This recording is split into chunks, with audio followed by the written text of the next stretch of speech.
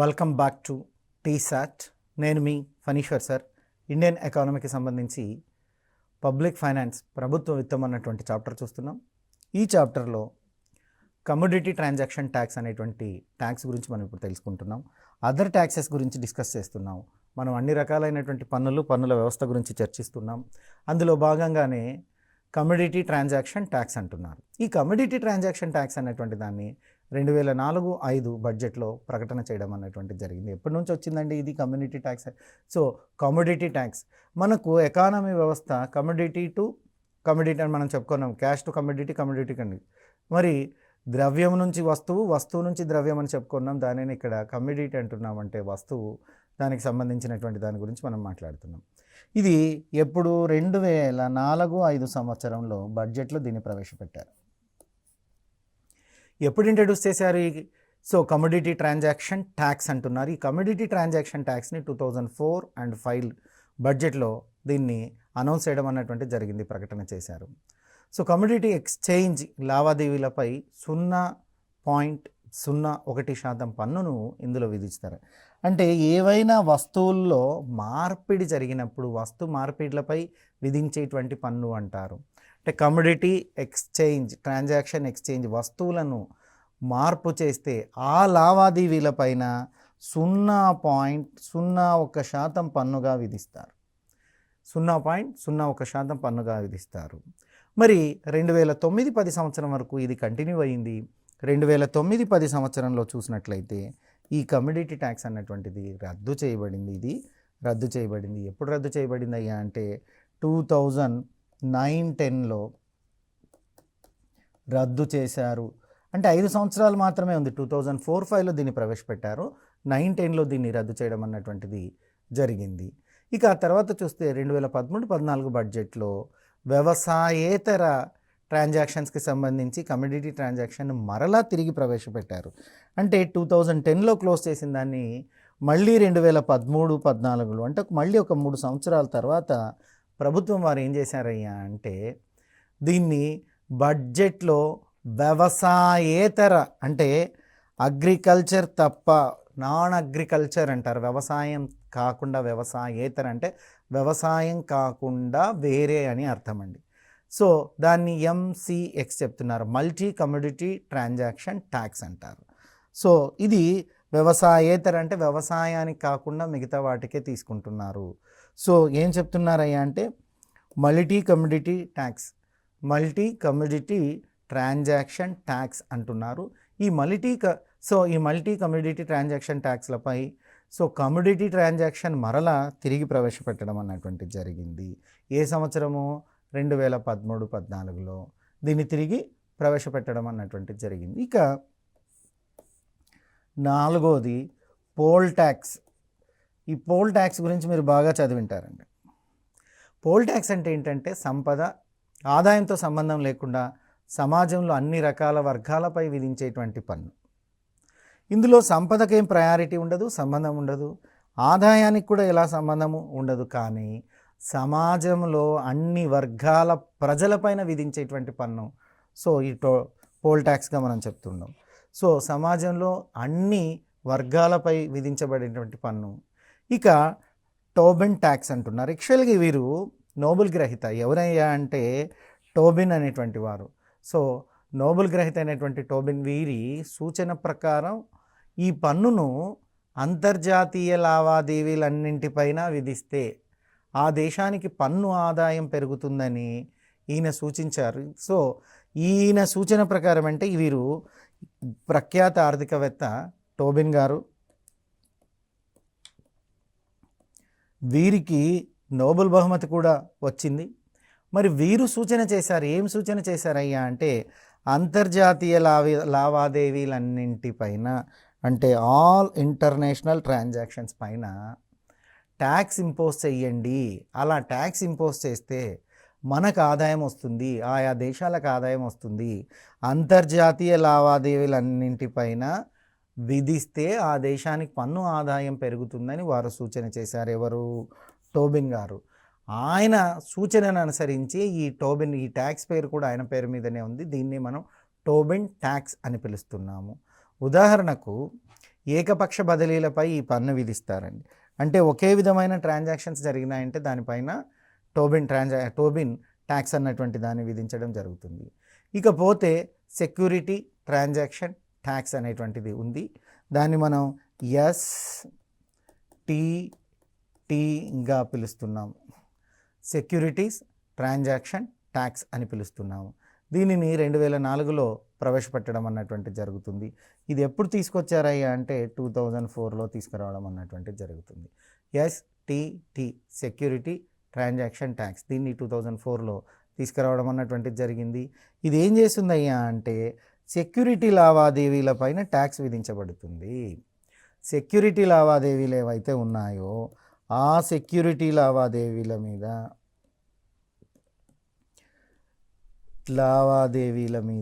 పన్ను విధిస్తున్నారు. ఆ సెక్యూరిటీ లావాదేవీల మీద పన్ను విధిస్తారు.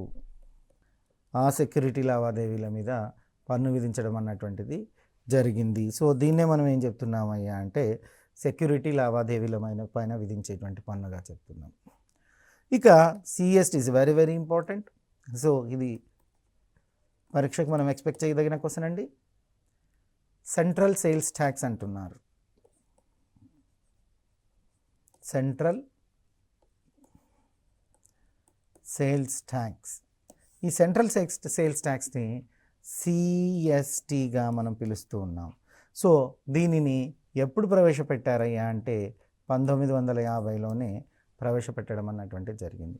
1950లో ఈ CSTని సెంట్రల్ సేల్స్ ట్యాక్స్ని ప్రవేశపెట్టడం అన్నటువంటిది జరిగింది. CSTని చూసినట్లయితే సెంట్రల్ సేల్స్ ట్యాక్స్ అనేటువంటి దాన్ని ప్రవేశపెట్టడం జరిగింది. ఈ పన్ను రేటు 2% ఉంటుంది. ఈ పన్ను రేటు ఎంత ఉందయ్యా ఇది అంటే 2% ఉంటుందండి. పన్ను రేటు మనం చూసినట్లయితే 2% ఉంటుంది. సో దేని పన్ను రేటు? CST పన్ను రేటు. CST పన్ను రేటు 2%గా CST పన్ను రేటు 2%గా ఉంటుంది. ఈ CST పన్ను రేటు 2%గా ఉంటుంది. ఈ CST పన్నుని 1950 సంవత్సరంలో భారతదేశంలో ప్రవేశపెట్టడం అన్నటువంటిది జరిగింది. సో అంతర్రాష్ట్రీయ విక్రయాలపై ఈ పన్ను ఉంటుందండి. అంతర్రాష్ట్రీయ విక్రయాలపై అంతర్రాష్ట్రీయ విక్రయాలపై ఈ పన్ను విధించడం అన్నటువంటి జరుగుతుంది. ఇది ప్రస్తుతం GSTలో విలీనం చేశారు. ప్రస్తుతం ఈ సెంట్రల్ సేల్స్ ట్యాక్స్ అనేది GSTలో విలీనమైంది. GSTలో విలీనం చేశారు. దేన్ని విలీనం చేశారు? సెంట్రల్ సేల్స్ ట్యాక్స్ ఏదైతే మనం CST అనుకుంటున్నామో CSTని GSTలో విలీనం చేయడం అన్నటువంటిది జరిగింది. ఇక పన్ను సంస్కరణల కమిటీలో చూసినట్లయితే రాజా చెల్లయ్య కమిటీ అనేటువంటి ఒక కమిటీ ఉంది. సో వెరీ వెరీ ఇంపార్టెంట్, రాజా చెల్లయ్య కమిటీ. ఈ రాజా చెల్లయ్య కమిటీ చూద్దాం. ఈ కమిటీని 1991లో ఏర్పాటు చేశారు. ఈ కమిటీని ఎప్పుడు ఏర్పాటు చేశారయ్యా అంటే 1991లో ఏర్పాటు చేశారు. ఇది 1993లో నివేదికను సమర్పించింది. సో రాజా చెల్లయ్య కమిటీ ఎప్పుడు అపాయింట్ చేశారు? ఏర్పాటు 1991లో ఏర్పాటు చేశారు. నివేదికను ఎప్పుడు సమర్పించింది అయ్యా అంటే నివేదిక 1993లో నివేదికను సమర్పించింది. 1993లో నివేదికను సమర్పించడం అంటూ జరిగింది. 1991లో దీన్ని ఏర్పాటు చేశారు. సో నివేదికను 93లో సమర్పించింది ఎవరు? రాజా చెల్లయ్య కమిటీ. సో రాజా చెల్లయ్య కమిటీ గురించి మనం మాట్లాడుతున్నాం. ఈ రాజా చెల్లయ్య కమిటీని 91లో నియమించారు.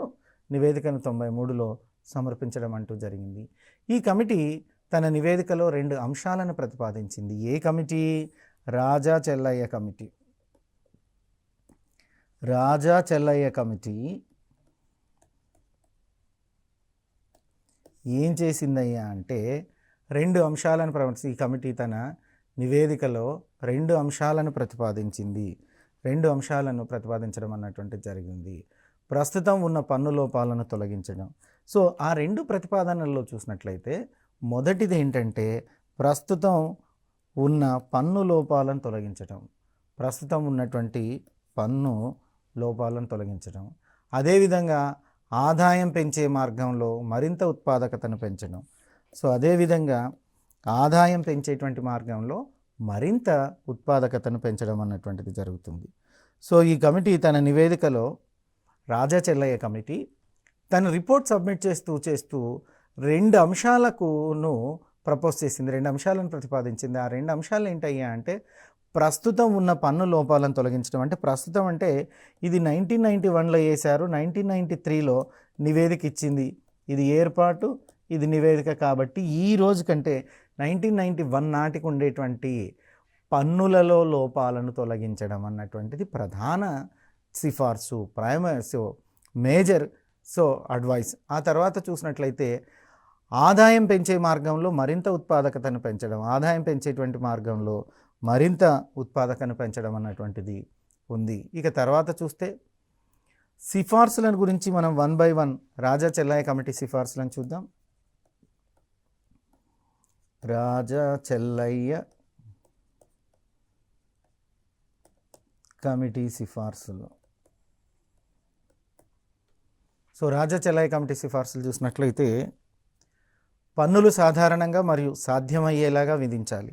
ఫస్ట్ ఈయన ఏం చెప్తున్నాడయ్యా అంటే, పన్నులు పెద్దగా ఎక్కువ మొత్తం వద్దండి, కట్టడానికి సాధ్యపడే విధంగా ఉండాలి. పన్నులు సాధారణంగా ఉండాలి, సాధ్యమయ్యేలాగా ఉండాలి. అంటే పన్నులు కట్టడానికి పాసిబిలిటీ ఉండాలి, సాధ్యమైన అంటే తక్కువగా విధించమని అర్థం. పన్ను విధానం సాధారణంగా చేయుటకు 2 మార్గాలను అనుసరించాలి. నిజాయితీగా పన్ను చెల్లించే వారికి ఇబ్బంది కలగకుండా చూడాలి. ఈ 3 ఈయన సిఫార్సులో చూసినట్లయితే, మొదటి సిఫార్సు ఏం చెప్తున్నారయ్యా అంటే, పన్నులు సాధారణంగా మరియు సాధ్యమయ్యేలాగా విధించాలి.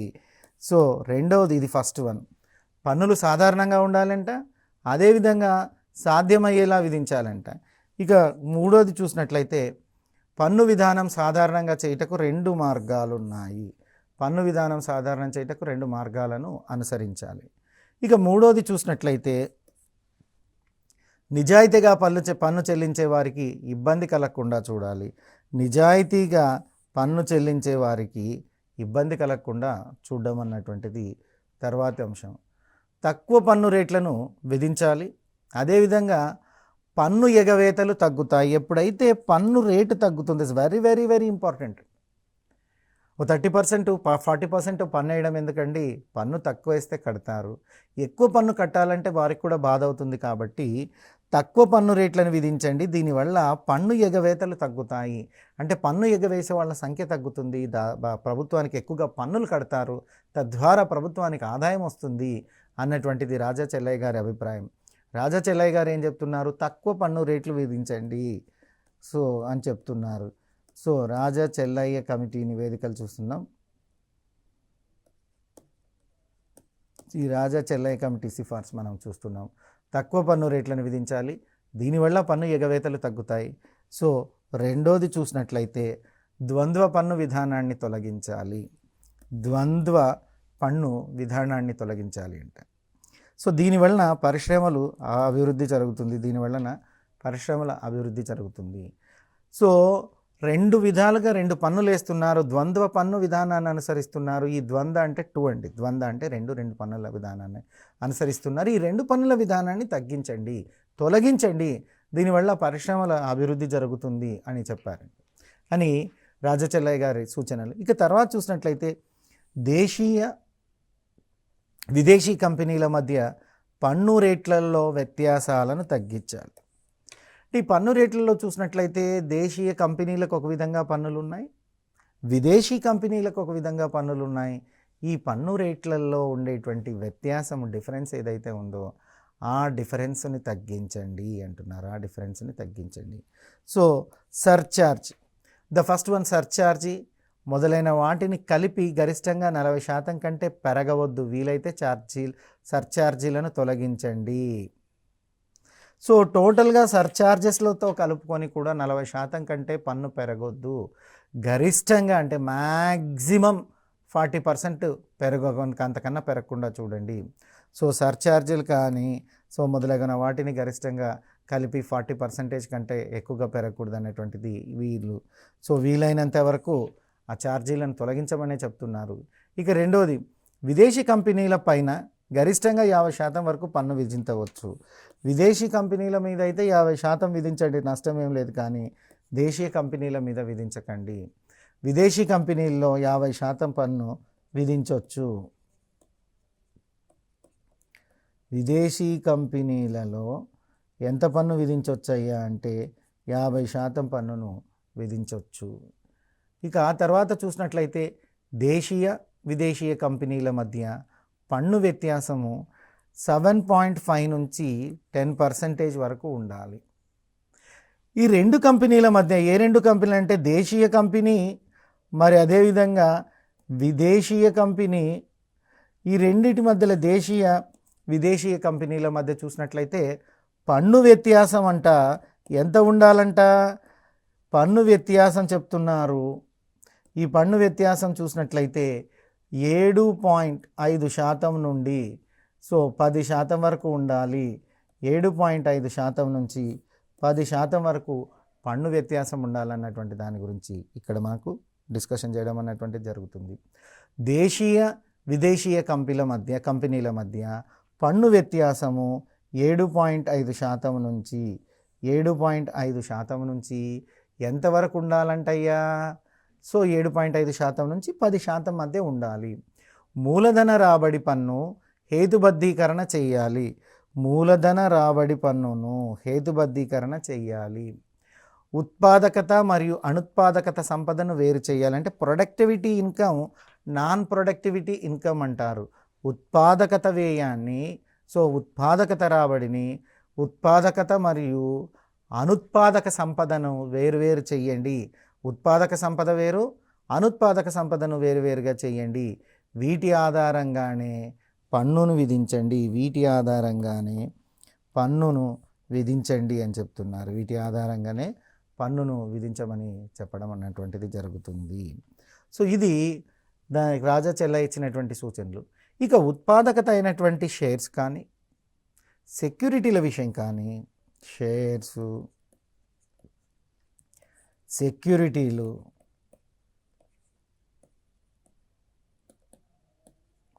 బాండ్స్,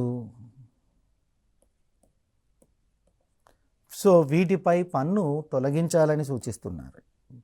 వీటిపై పన్నును తొలగించాలి.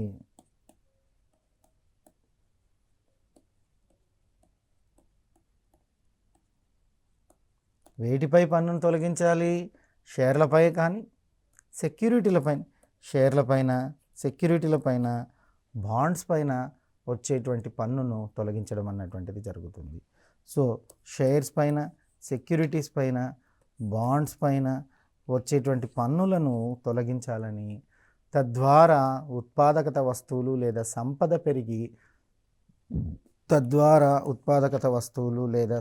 పెరిగి అభివృద్ధికి దారితీస్తుంది. తర్వాత చూసినట్లయితే టారిఫ్ని తొలగించమని చెప్తున్నారు.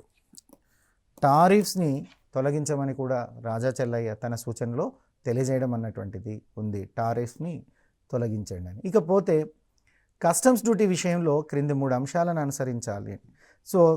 కస్టమ్స్ డ్యూటీకి సంబంధించినటువంటి వాటిలో ఒక 3 ఇంపార్టెంట్ ఇష్యూస్ చెప్తున్నాడు. 3 అంశాలకు ప్రాధాన్యతనివ్వడం అన్నటువంటిది జరుగుతుంది కస్టమ్ డ్యూటీ విషయంలో. క్రింది 3 అంశాలను అనుసరించాలన్నటువంటిది చెప్తుంది. అవి ఏంటంటే టారిఫ్లను సాధారణ స్థాయిలోకి తగ్గించాలి. టారిఫ్లు ఎక్కువగా ఉంటున్నాయండి. ఎక్కువగా ఉండడం వల్ల పన్ను ఎక్కువ వస్తుందని మనం అనుకుంటున్నాం, కానీ పన్ను ఎగవేతదారులు ఎక్కువగా ఉంటుంది. అందుకోసమే టారిఫ్ అన్నటువంటి దాన్ని సాధారణ స్థాయికి తగ్గించండి.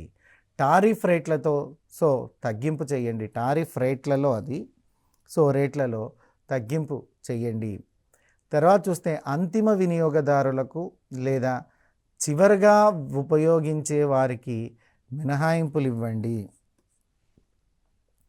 అంతిమ వినియోగదారులకు లేదా చివరగా ఉపయోగించిన వారికి మినహాయింపులు ఇవ్వండి అంటున్నారు. ఎక్సైజ్ పన్నులో హేతుబద్ధీకరణను పాటించాలి. ఎక్సైజ్ పన్నులో హేతుబద్ధీకరణను పాటించాలి. ఇది ద్రవ్యోల్బణంతో ముడిపడి ఉంటుంది. ఇది ఎప్పుడైతే ఎక్సైజ్ పన్నులు అంటున్నారో దాంట్లో రేషనలైజేషన్ అంటే చూసి దాన్ని కొంచెం హేతుబద్ధీకరణను పాటించండి అంటుంది. ఈ హేతుబద్ధీకరణ పాటించేటప్పుడు ద్రవ్యోల్బణం అన్నటువంటి సబ్జెక్టు ఇది ద్రవ్యోల్బణంతో కూడా ముడిపడి ఉంటుంది అని చెప్పడం జరిగింది.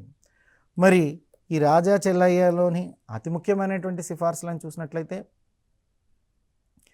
ఆదాయ పన్ను స్లాబులను కుదించి పన్ను రేటును తగ్గించడం అన్నది వీరిచ్చినటువంటి ప్రధాన సిఫార్సు.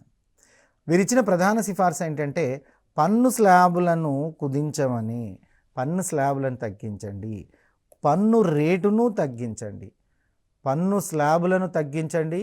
సో పన్ను రేటును, పన్ను స్లాబులను కుదించండి, పన్ను రేటును తగ్గించండి. పన్నుతో పాటు డబుల్ ట్యాక్సైజేషన్ను తప్పించండి. పన్నుతో పాటు డబుల్ ట్యాక్సేషన్ని తగ్గించండి. పన్నుతో పాటు డబుల్ ట్యాక్సేషన్ని తగ్గించండి.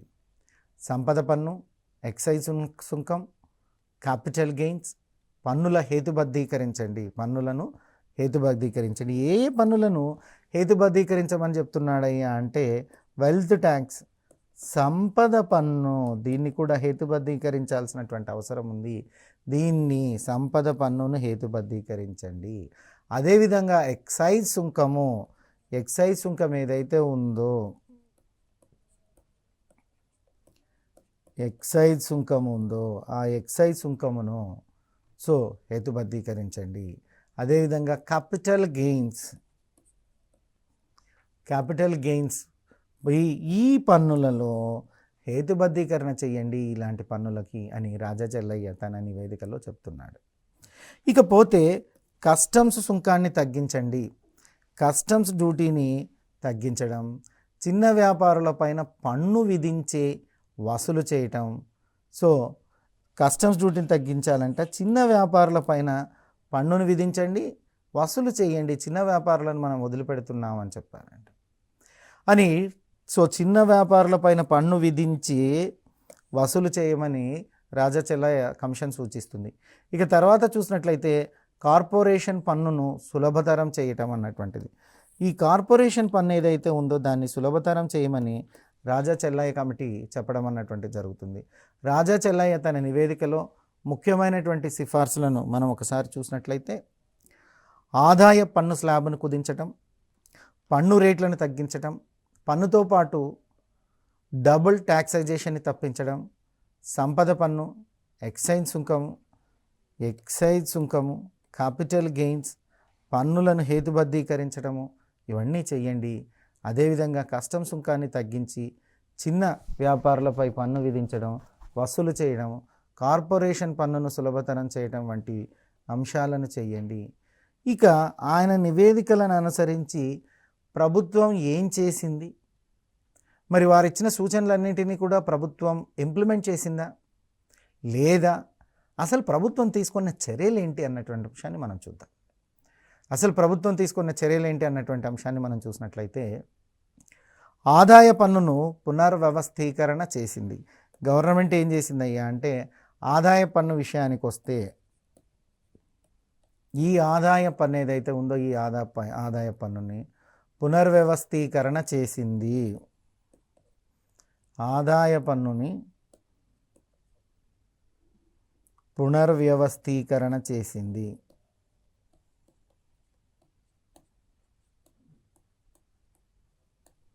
ఒకటి, దీనిలో భాగంగా పన్ను విధించే ఆదాయాన్ని పెంచుతున్నారు. ఆదాయ పన్నును పునర్వ్యవస్థీకరణ చేసి పన్ను తగ్గించలే, దీనిలో పన్ను విధించే ఆదాయాన్ని పెంచుతున్నారు. పన్ను విధించే ఆదాయాన్ని పెంచుతున్నారు. సో పన్ను విధించే ఆదాయం ఏదైతే ఉందో ఆ పన్ను విధించేటువంటి ఆదాయాన్ని ఇందులో పెంచడం అన్నటువంటి జరుగుతుంది. మరియు పన్ను స్లాబులు తగ్గిస్తున్నారండి. 4 నుంచి 3 శాఖకి పన్ను స్లాబ్ అన్నటువంటిది తగ్గించడం జరిగింది. ఇక కార్పొరేషన్ పన్ను రేట్లు కూడా తగ్గించడం జరిగింది. అంటే కార్పొరేషన్ పన్ను స్లాబులు తగ్గించారు,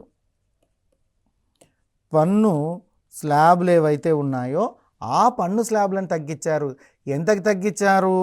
4 నుండి 3% తగ్గించారు. 4 నుండి 3% తగ్గించారు. సో 4 to 3%కి తగ్గించడం అన్నటువంటి జరిగింది. ఇక కార్పొరేషన్ పన్ను రేట్లు కూడా తగ్గించారు. కార్పొరేట్ పన్ను రేట్లను ఏం చేశారయ్యా అంటే వీటిని కూడా తగ్గించడం జరిగింది. ఇది మనము ఇంతవరకు నేర్చుకున్నటువంటిది ఈ ఎపిసోడ్లో ఏం నేర్చుకున్నామయ్యా అన్నటువంటి దాన్ని చూసినట్లయితే, సో మనం ఇక్కడ కొన్ని రకాలైనటువంటి ట్యాక్సెస్ తెలుసుకున్నాం. ఇక్కడ నుంచి చూస్తున్నాం కమోడిటీ ట్రాన్సాక్షన్ ట్యాక్స్ అంటున్నారు. అంటే వస్తు మార్పిడులపైన విధించేటువంటి పన్ను అనేటువంటి దాన్ని మనం చూస్తున్నాం. సో కమోడిటీ ఎక్స్చేంజ్ లావాదేవీలు జరిగినప్పుడు 0.01% పన్ను అన్నటువంటిది విధించడం జరుగుతున్నారు. ఇది 2004-05లో ప్రవేశపెట్టారు, 2009-10లో రద్దు చేశారు, మళ్ళీ తిరిగి 2013-14లో దీన్ని తీసుకురావడం అన్నటువంటిది జరిగింది. ఇక పోల్ ట్యాక్స్ సంపద ఆదాయంతో సంబంధం లేకుండా సమాజంలో అన్ని రకాల వర్గాలపై విధించబడేటువంటి పన్ను. తర్వాత చూసినట్లయితే టోబిన్ ట్యాక్స్, నోబెల్ గ్రహీత టోబిన్ సూచనల ప్రకారం ఈ పన్నును అంతర్జాతీయ లావాదేవీలు అన్నింటిపైన విధిస్తూ ఉన్నారు. ఇక సెక్యూరిటీ ట్రాన్సాక్షన్ ట్యాక్స్ అంటున్నారు, దీన్ని 2004లో ప్రవేశపెట్టబడినటువంటిది జరిగింది. సెంట్రల్ సేల్స్ ట్యాక్స్ అంటున్నారు, ఇది సెంట్రల్ సేల్స్ ట్యాక్స్ అంటున్నారు, ఇది 1950 నుంచే మన ప్రభుత్వం అమలు చేయడం అన్నటువంటిది జరుగుతుంది. ఇందులో పన్ను రేటు 2%గా ఉండేది, ప్రస్తుతం చూసినట్లయితే ఇది జీఎస్టీలో విలీనం చేయబడింది. ఇక పన్ను సంస్కరణల కమిటీ చూసినట్లయితే రాజా చెల్లయ్య అధ్యక్షంలో 1991లో కమిటీని వేశారు, దాన్నే మనం పన్ను సంస్కరణల కమిటీ అంటున్నాం. ఈ పన్ను సంస్కరణల కమిటీ 1993లో తమ నివేదికను సమర్పించింది. ఈ కమిటీ తమ నివేదికలో 2 అంశాలను ప్రతిపాదించింది. 1, ప్రస్తుతం ఉన్న పన్ను లోపాలను తొలగించడము, 2, ఆదాయం పెంచే మార్గంలో మరింత ఉత్పాదకతను పెంచడము. సో ఈ రాజా చెల్లయ్య కమిటీ ఇచ్చినటువంటి దాంట్లో చూసినట్లయితే ఈ నివేదికలో 2 అంశాలు ప్రధానంగా ఉన్నాయి. అందులో మొదటి అంశం ఏంటయ్యా అంటే ప్రస్తుతం ఉన్న పన్ను లోపాలను తొలగించండి, ఆదాయం పెంచే మార్గాలను చూడండి. తర్వాత చూస్తే పన్నులు సాధారణంగా మరియు సాధ్యమయ్యేలాగా ఉండాలి, పన్ను విధానంలో సాధారణం చేయుటకు 2 మార్గాలను అనుసరించాలి, నిజాయితీగా పన్ను చెల్లించే వారికి ఇబ్బందులు కలగకుండా చూడాలి, తక్కువ పన్ను రేట్లను విధించాలి, దీనివల్ల పన్ను ఎగవేత తగ్గుతుంది, ద్వంద్వ పన్ను విధానాన్ని తొలగించాలి, దీనివల్ల పరిశ్రమలు అభివృద్ధి చెందుతాయి. ఇక దేశీయ విదేశీయ కంపెనీల మధ్య పన్ను రేట్లలో వ్యత్యాసాలు ఉన్నాయండి, ఆ వ్యత్యాసాలను తగ్గించాలని రాజా చెల్లయ్య గారు చెప్తున్నారు. సర్ఛార్జీలను తొలగించండి అంటున్నాడు. సర్ఛార్జీ కలుపుకొని మొదలగు వాటిని కలిపి గరిష్టంగా 40% కంటే ఎక్కువగా పన్ను ఉండరాదు. విదేశీ కంపెనీలకైతే 50% పన్ను వేయవచ్చు. దేశీయ విదేశీ కంపెనీల మధ్య పన్ను వ్యత్యాసం 7.5% నుండి 10% వరకు ఉండొచ్చు. సో అదేవిధంగా చూసినట్లయితే షేర్లు, సెక్యూరిటీలు, బాండ్లు ఈ పన్నులను తొలగించాలి, వీటికి వచ్చేటువంటి పన్నులను. అదేవిధంగా టారిఫ్లను తొలగించాలి. టారిఫ్లు సాధారణ స్థాయిలో తగ్గించడం, టారిఫ్ రేట్లను తగ్గించడం, అంతిమ వినియోగదారులకు లేదా చివరిగా ఉపయోగించేటువంటి వారికి మినహాయింపు ఇవ్వడం వంటి అంశాలను చేయాలి. అదేవిధంగా ఎక్సైజ్ పన్నుల్లో హేతుబద్ధీకరణను పాటించాలి, ఇది ధరల ద్రవ్యోల్బణంతో ముడిపంటూ ఉంటుంది. తర్వాత రాజా చెల్లయ్య నివేదికలోని ప్రధాన అంశాలను మనం చూసినట్లయితే ఆదాయ పన్ను స్లాబ్ను గురించి, పన్ను రేట్లను తగ్గించడం, పన్నుతో పాటు డబుల్ ట్యాక్సేషను, సంపద పన్ను, ఎక్సైజ్ సుంకం, కాపిటల్ గెయిన్స్ ఈ మొదలగు వాటినన్నిటికీ హేతుబద్ధీకరించడం, కస్టమ్ సుంకాన్ని తగ్గించడం, చిన్న వ్యాపారులపై పన్ను విధించడం, వసూలు చేయడం, కార్పొరేషన్ పన్నును సులభతరం చేయటం అన్నటువంటివి రాజా చెల్లయ్య గారు ఇచ్చినటువంటి నివేదికలు. మరి ప్రభుత్వం తీసుకున్న చర్యలు చూసినట్లయితే ఆదాయ పన్నును పునర్వ్యవస్థీకరణ చేయడం, దీనిలో భాగంగా పన్ను విధించేటువంటి ఆదాయాన్ని పెంచుతున్నారు, మరియు పన్ను స్లాబ్ 4% నుంచి 3%కి తగ్గించడం అన్నటువంటిది జరిగింది. కార్పొరేషన్ పన్ను రేట్లను తగ్గించడం అన్నటువంటిది జరిగింది. ఇది గవర్నమెంట్ తీసుకున్నటువంటి యాక్టివిటీసు. ఇంకా గవర్నమెంట్ ఏం తీసుకున్నారు, తర్వాత పన్నుల మీద విజయ్ కేల్కర్ కమిటీ ఏంటుంది, ఈ తదియాది అంశాలన్నీ కూడా మనం రాబోయే ఎపిసోడ్లో చూద్దాం. సో ఈ ఎపిసోడ్ ఇంతటితో మనం స్టాప్ చేసేద్దాం. మీ ఫణీశ్వర్, టీ సాట్. Thank you.